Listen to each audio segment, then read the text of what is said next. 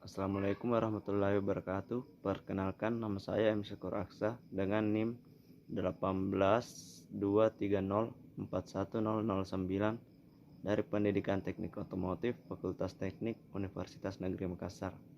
Kali ini saya akan menjelaskan beberapa sensor-sensor yang terdapat pada otomotif. Yang pertama, ada intake air temperature sensor atau disingkat IAT. IAT sensor ini berfungsi untuk mengukur atau mendeteksi temperatur udara yang masuk ke dalam intake manifold. IAT sensor ini akan mengirimkan sinyal output berdasarkan suhu udara masuk yang dideteksi ECU.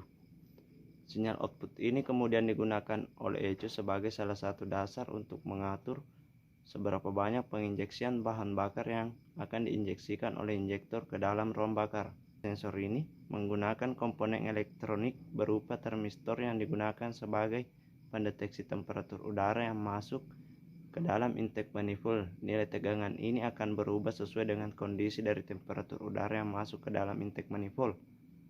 Karena sifat IAT sensor yang memanfaatkan termistor jenis NTC, fluktuasi dari tegangan yang ditimbulkan oleh IAT sensor ini akan dideteksi oleh ECU sebagai perubahan temperatur udara yang masuk pada sensor dan menjadi sinyal inputan dari ECU yang nantinya sebagai salah satu dasar untuk menentukan seberapa banyak penginjeksian bahan bakar yang harus diinjeksikan oleh injektor ke dalam ram bakar.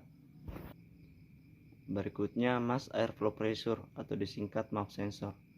MAP sensor ini bertugas menghitung massa udara yang masuk ke intake manifold melalui aliran udara yang masuk.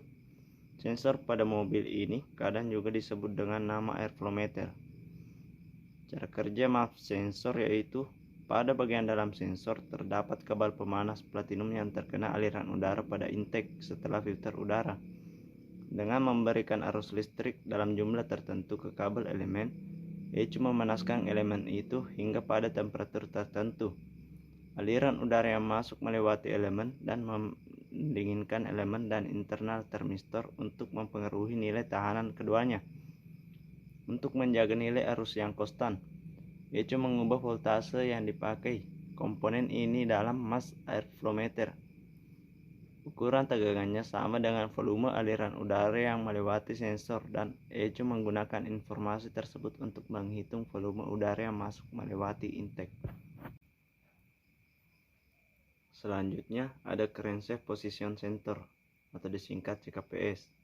Pada sensor ini terdapat 3 fungsi, yaitu pembacaan sudut posisi poros engkol, 2. menentukan waktu pengapian dan penginjeksian bahan bakar, 3. mendeteksi putaran mesin atau RPM. Secara umum, cara kerja crankshaft position sensor hampir sama seperti cara kerja camshaft sensor.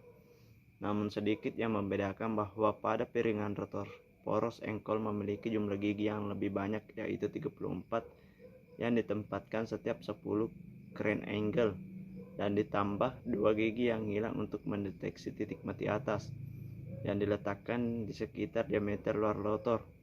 Oleh karena itu 34 gelombang AC dikeluarkan dari sensor untuk setiap putaran poros engkol.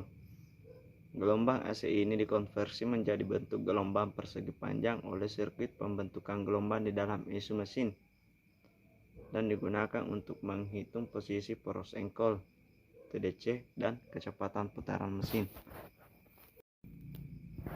Sensor yang terakhir saya bahas yaitu camshaft position sensor. Secara umum, camshaft position sensor berfungsi untuk memberikan data masukan ke ECU tentang posisi langkah mesin untuk menentukan langkah isap di mana saat terjadi pembukaan injektor atau penginjeksian. Jadi camshaft position sensor terdiri atas komponen elektronik yang terdapat di dalam sensor case dan tidak dapat di-setel maupun diperbaiki.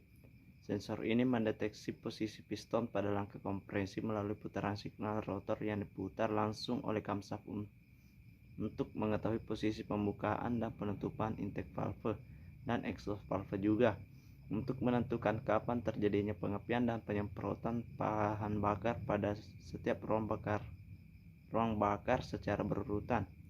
Camshaft position sensor bekerja dengan memanfaatkan prinsip induksi elektromagnet. Pada umumnya terdapat dua bagian utama, yaitu rotor mempunyai satu knob yang terbuat dari logam serta stator yang terbuat dari magnet permanen. Pada saat mesin berputar, maka camshaft akan ikut berputar. Hal ini akan membuat rotor akan berputar. Pada saat knob memotong medan magnet dari stator, maka akan timbul sinyal PWM yang berupa tegangan. Tegangan ini timbul dari pickup coil yang kemudian dikirimkan ke ECU sebagai informasi mengenai posisi top 1. Saat tonjolan mendekati stator, maka akan terjadi perubahan magnet pada gulungan coil. Akibat perubahan medan magnet tersebut, maka gulungan akan menghasilkan tegangan induksi. Besarnya tegangan induksi sesuai dengan kecepatan dan kekuatan perubahan pada medan magnet. Semakin cepat mesin berputar, maka tonjolan akan semakin cepat memotong medan magnet pada stator. Oleh karena itu, sinyal tegangan yang dihasilkan akan semakin cepat juga. Informasi ini akan digunakan untuk menentukan saat penginjeksian dan timing pengapian. Gulungan coil pada pickup coil memiliki tahanan sebesar 200-2500 ohm. Sementara itu, tegangan induksi awal sebesar 1-2 volt dan akan bertambah ketika kecepatan mesin bertambah. Dalam berbagai kasus, karena tegangan induksi yang dihasilkan cukup kecil, maka biasanya diberikan perlindungan pada kabel yang digunakan, yaitu kabel seal. Pada penggunaan sensor, ada menggunakan efek Hall di mana tegangan yang dikirimkan ke sensor akan dirubah frekuensinya berdasarkan kecepatan putaran. Dengan kata lain, CMP tipe efek Hall tidak bergantung pada perubahan medan magnet. Sinyal digital ini yang dikirimkan ke ECU sebagai informasi mengenai top kompresi silinder 1. Pada umumnya, tegangan input efek Hall sebesar 5 atau 12 volt.